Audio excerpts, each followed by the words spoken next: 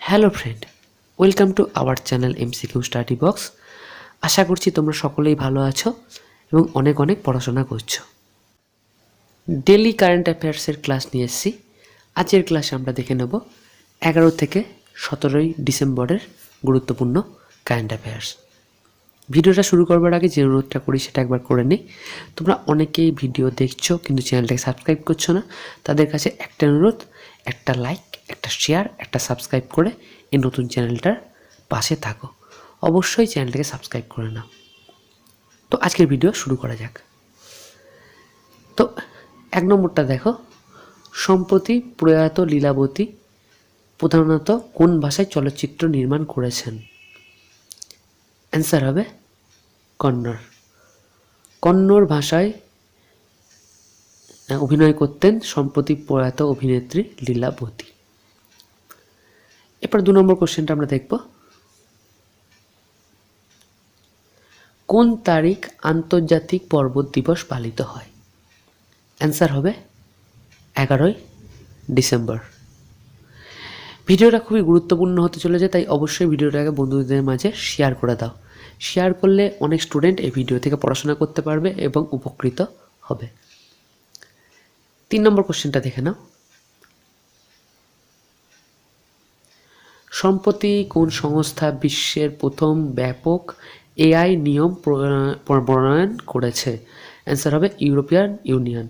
AI নিয়ম প্রণয়ন করেছে ইউরোপিয়ান ইউনিয়ন। এআই বলতে artificial intelligence. WBCS preliminary exam হয়ে গেছে। তোমাদের যাদের এক্সাম ভালো হয়েছে তাদের অনেক শুভেচ্ছা, এবং যাদের এক্সাম অতটা ভালো হয়নি তারা আপকামিং এক্সামগুলোর জন্য কিন্তু পড়াশোনা শুরু করে দাও। Upcoming PSC, clerkship, miscellaneous, food SI সব এক্সাম ক্লাস কিন্তু আমার এই চ্যানেলে তোমরা পেয়ে যাবে।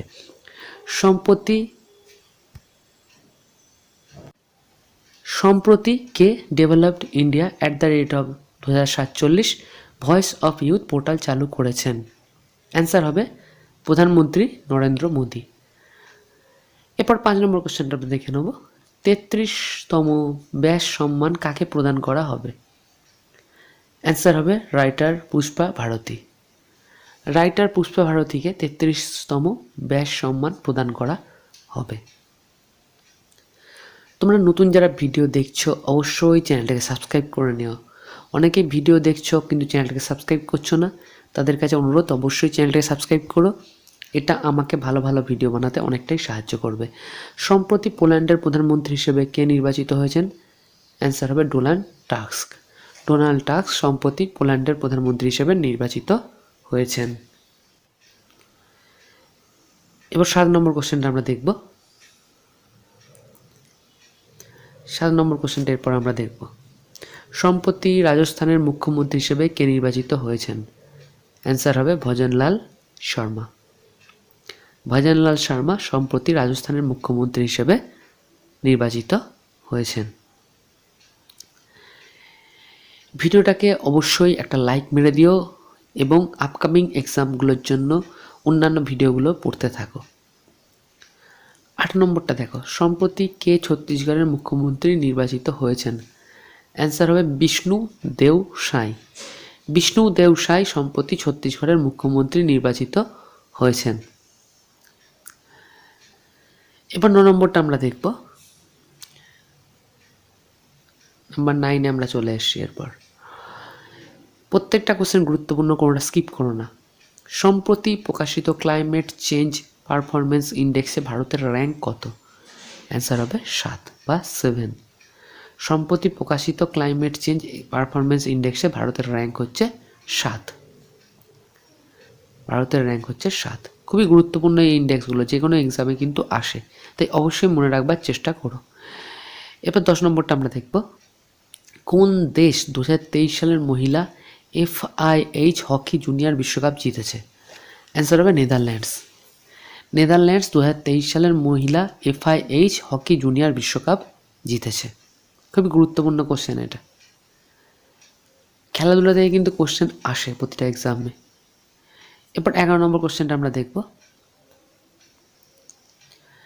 ভিন ব্যাক্স 2023 মহড়া ভারত এবং কোন দেশের মধ্যে অনুষ্ঠিত হয়েছে? অ্যান্সার হবে ভিয়েতনাম। ভিনব্যাক্স 2023 মহড়া ভারত এবং ভিয়েতনামের মধ্যে অনুষ্ঠিত হয়েছে। WBCS প্রিলিমিনারি পরীক্ষা তোমাদের কেমন হয়েছে কমেন্ট বক্সে কমেন্ট করে জানিও, এবং ভিডিওটা কেমন লাগছে সেটাও কিন্তু কমেন্ট বক্সে কমেন্ট করে জানিও। তোমাদের কোনো সাজেশান থাকলে সেটাও জানাতে পারো, আমি কিন্তু অবশ্যই তোমাদের অ্যান্সার দেবো। 12 নম্বরটা দেখো, অজন্তা ইলোরা ফিল্ম ফেস্টিভ্যালে কে পদ্মপাণি লাইফ টাইম অ্যাচিভমেন্ট অ্যাওয়ার্ডে ভূষিত হবেন? অ্যান্সার হবে জাভেদ আখতার। এটি কিন্তু লিরিক্স লেখেন বা গান লেখেন। তো জাভেদ আখতার অজন্তা ইলোরা ফিল্ম ফেস্টিভ্যালে পদ্মপাণি লাইফ টাইম অ্যাচিভমেন্ট অ্যাওয়ার্ডে ভূষিত হবেন। 13 নম্বরটা দেখো, 29তম কলকাতা আন্তর্জাতিক চলচ্চিত্র উৎসবে সেরা পরিচালকের পুরস্কার কে জিতেছেন? অ্যান্সার হবে Carlos Daniel Malave. Carlos Daniel Malave 29তম কলকাতা আন্তর্জাতিক চলচ্চিত্র উৎসবে সেরা পরিচালকের পুরস্কার জিতেছেন। এবার 14 নম্বর কোশ্চেনটা আমরা দেখব, কোন ব্যাংক নারী শক্তি সেভিংস অ্যাকাউন্ট চালু করেছে? অ্যান্সার হবে bank of India. Bank of India নারী শক্তি সেভিংস অ্যাকাউন্ট চালু করেছে। খুবই গুরুত্বপূর্ণ কারেন্ট অ্যাফেয়ার্স একটা। এবার 15 নম্বরটা দেখব আমরা।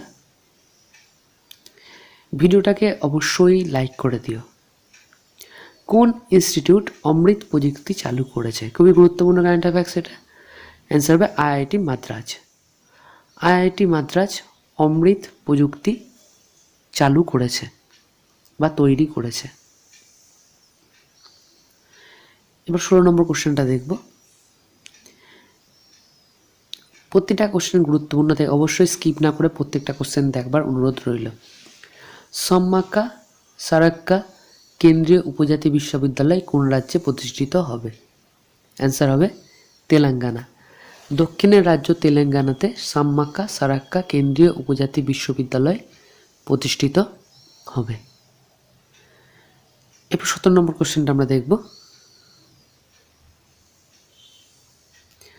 মার্সার দ্বারা প্রকাশিত কোয়ালিটি অব লিভিং ইন্ডেক্স 2023 অনুসারে ভারতের কোন শহরের সেরা কোয়ালিটি অব লিভিং রয়েছে?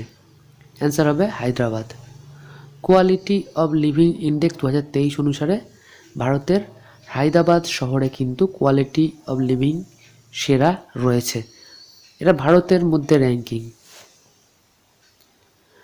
18 নম্বরটা দেখো, 2023 সালে শান্তির জন্য ইন্দিরা গান্ধী পুরস্কার কাকে দেওয়া হয়েছে?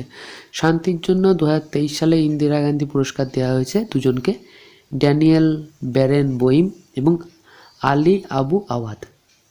ড্যানিয়েল বেরেনবোইম এবং আলী আবু আওয়াদ এই দুজনকে 2023 সালে শান্তির জন্য ইন্দিরা গান্ধী পুরস্কার দেওয়া হয়েছে। 19 নম্বর কোশ্চেনটা দেখব, কোথায় আসিয়ান ইন্ডিয়া মিলেট ফেস্টিভ্যালের উদ্বোধন করা হয়েছে? অ্যান্সার হবে নতুন দিল্লি। আসিয়ান ইন্ডিয়া মিলেট ফেস্টিভ্যালের উদ্বোধন করা হয়েছে নতুন দিল্লিতে। এরপর 20 নম্বর কোশ্চেনটা আমরা দেখে নেব। অনেকগুলো কোশ্চেন আমরা দেখলাম, আজকে শেষ কোশ্চেনে আমরা চলে এসেছি। ভিডিওটা যদি ভালো লেগে থাকে অবশ্যই একটা শেয়ার করে দিও, একটা লাইক করে দিও। সম্প্রতি কে ইতালির সর্বোচ্চ নাগরিক সম্মানে সম্মানিত হয়েছেন? ইতালির সর্বোচ্চ নাগরিক সম্মানে সম্প্রতি সম্মানিত হয়েছেন কবির বেদি, একজন অভিনেতা কবির বেদি। তিনি সম্প্রতি ইতালির সর্বোচ্চ নাগরিক সম্মানে সম্মানিত হয়েছেন। তো আজকের ভিডিও এ পর্যন্তই। প্রত্যেকদিন কারেন্ট অ্যাফেয়ার্সের ক্লাস আমার এই চ্যানেলে পেয়ে যাবে। এছাড়া অন্যান্য সব সাবজেক্টের ক্লাসও কিন্তু চলবে। WBCS প্রিলি হয়ে গেছে, কিন্তু আপকামিং যে এক্সামগুলো আসছে সেগুলোর জন্য ভালোভাবে পড়াশোনা করো।